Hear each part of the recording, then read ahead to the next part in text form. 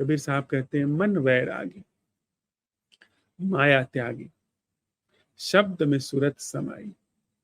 मन जब अपने भीतर ही बैरागी होने लगता है, कुछ बाहर छोड़ने की बात नहीं, बाहर पकड़ने की बात नहीं। जब मन अपनी पकड़ को पहचानना शुरू कर देता है, यानी यह नहीं कि वो परिकल्पना कर रहा है कि यहां छोड़ करके स्वर्ग में मिलेगा, यह छोड़ देंगे तो मुक्ति मिल जाएगी, मोक्ष मिल जाएगा, वह बात नहीं। इतनी बात काफी है कि मन बैरागी हो जाए, मन अपनी सीमा, अपनी क्षुद्रता, अपना ओछापन पहचानने लगे, उसके भीतर वीतराग की दशा का जन्म होने लगे, तो अपने आप ऐसे मन से माया छूट जाती।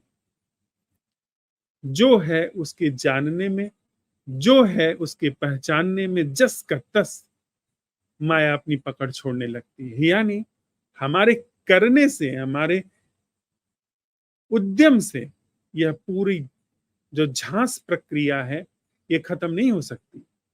हमारे जागने से बिना हमको पता चले वह हमारे जीवन से समाप्त हो सकती है। उसमें हम समाप्त भी हो सकते हैं अगर हम झांस प्रक्रिया से बने हुए हैं। वह तैयारी चाहिए, उस वह स्पष्टता चाहिए, एक वह संकल्प चाहिए, वह निष्ठा चाहिए, वो सच के प्रति समर्पण चाहिए कि अगर सच की राह में मैं भी आता हूं कि मैं झूठ हूं, तो तैयारी है खुद को दांव पर लगाने की।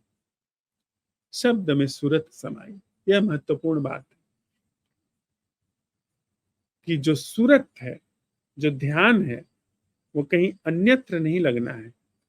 कहने में ही उसका जो मर्म उद्घाटित हुआ, उसी में एक्शन है।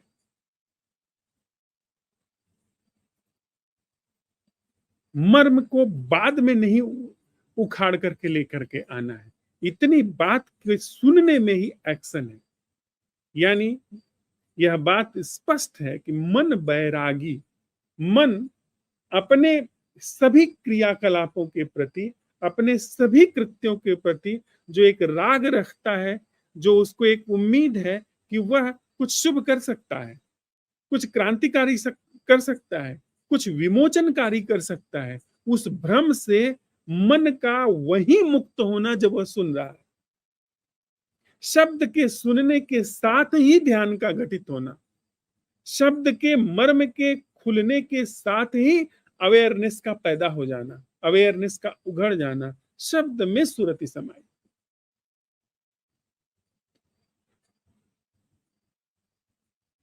ऐसा नहीं कि अभी सुन लेंगे, घर पे जा करके या बाद में जा करके उसको प्रोसेस करेंगे, प्रोसेस करने के बाद फिर योजना बनाएंगे और सब त्याग त्यूग करके और अब जिंदगी में यही काम करना है। तो ऐसे इस धरती पर करोड़ों लोग कर रहे हैं और अरबों खरबों लोग करके जा चुके हैं धर्म अध्यात्म के झांसे पर।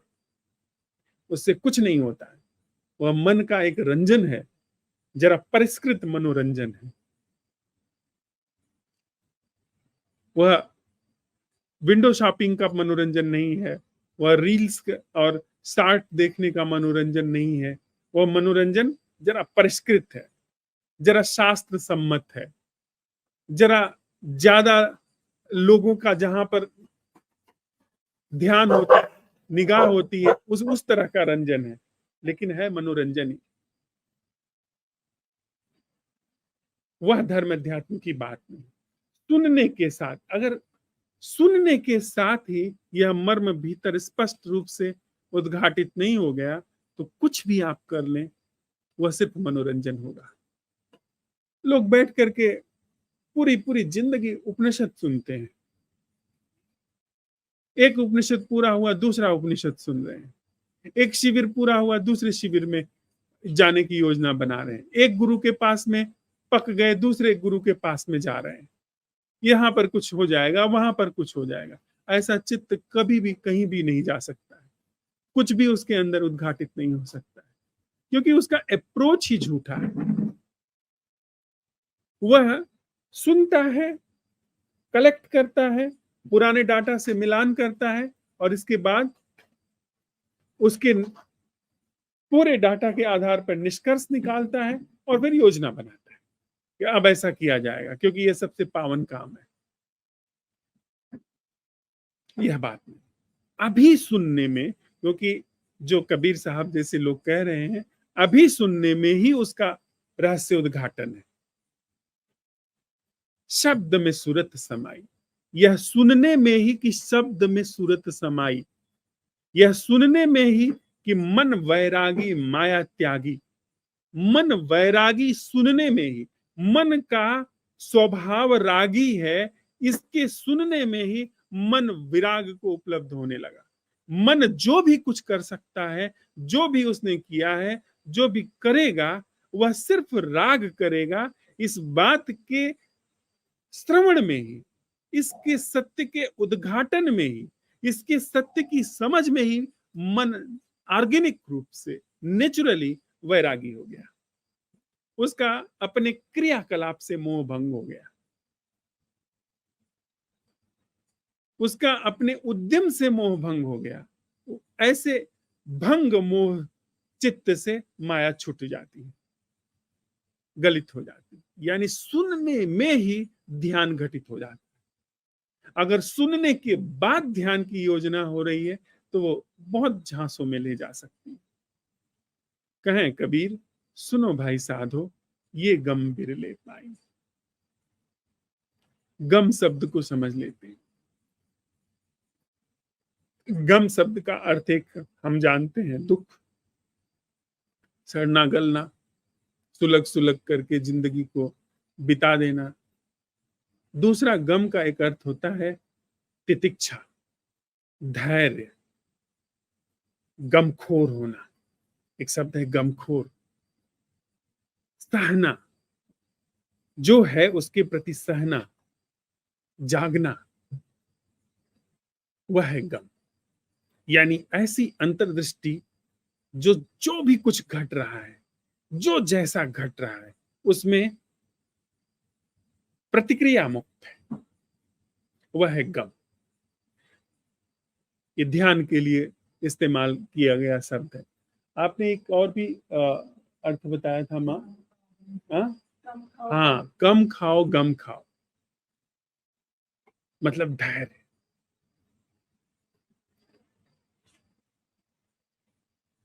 एक बात जब समझ में आ गई, यानी शब्द सुरति में उतर गया, शब्द खोपड़ी में नहीं गया, शब्द हमारी बुद्धि में जाकर के प्रोसेस नहीं हो रहा है, वह सीधे सीधे ध्यान हो गया, वो जीवन का हिस्सा हो गया। तो उसी के साथ ही साथ कबीर साहब एक उद्घोष करते हैं, ये गम बिरले पाई। यह बूझ, यह समझ, यह भीतर ध्यान का नैसर्गिक रूप से प्रस्फुटित हो जाना, वह कोई बिरला हासिल करता है। उपनिषद सब सुनते हैं, धर्म अध्यात्म सब करते हैं, कोई कोई बिरला ऐसी अंतर्दृष्टि को उपलब्ध हो जाता है कि उसके सारे कर्म सुनने मात्र से सिद्ध हो जाते हैं। सुनते ही, देखते ही अंतर्दृष्टि वहां पर इस तरह विद्यमान हो गई कि कबीर साहब कह रहे हैं कि भाई साधो, जो भी इसको, कोई बिरला, कोई शूरवीर, कोई हुतात्मा जिसने अपने जीवन को दांव पर लगाया है, उसको यह मिल जाती है। उसके जीवन से बिना उसके जाने, बिना उसके पहचाने माया तज दी जाती है, यानी माया भस्मीभूत हो जाती है। थोड़ी देर के लिए साथ बैठते हैं।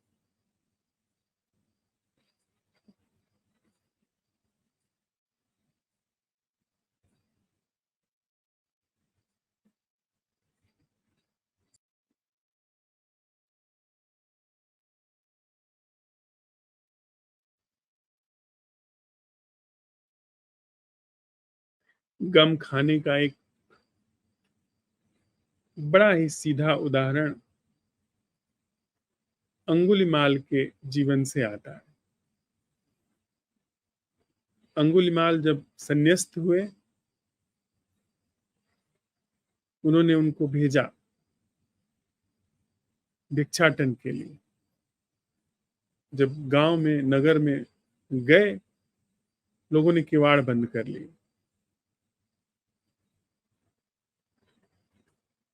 कमजोर लोग छत पे चढ़ करके उन लोगों ने पत्थर बरसाए। जब तक उसके हाथ में शस्त्र था, राजा भी कांप जाता था।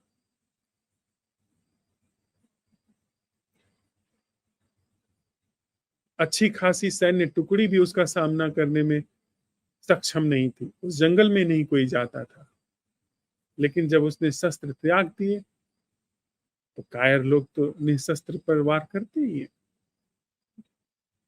हम सब कायर लोग छतों से, बंद खिड़कियों के पीछे से, जालियों से पत्थर बरसाए उसके ऊपर,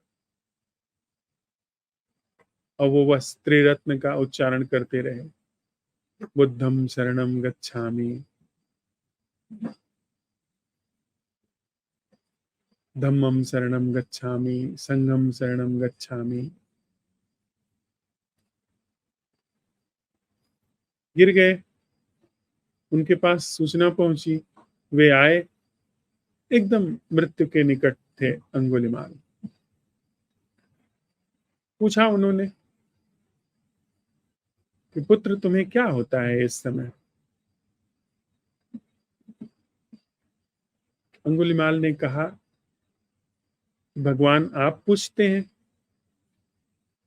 आप तो जानते ही हैं कि जिस जीवन से भूल चूक हो सकती थी,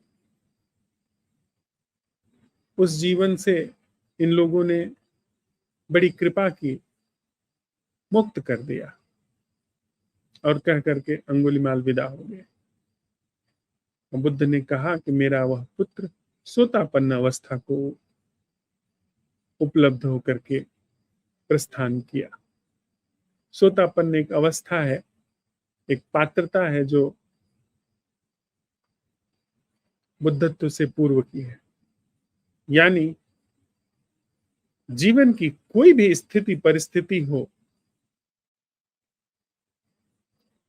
जीवन में कैसे भी चुनौतियां आए, कैसे भी साथ संग हो या साथ संग बिछड़े, वह गम खाना, वह धैर्य, वह ऐसा अटूट, वह अंतर्दृष्टि ऐसी अबाध हो जो कि बुद्धि से नहीं तय की जा सकती। बुद्धि से आप नहीं ला सकते उसे।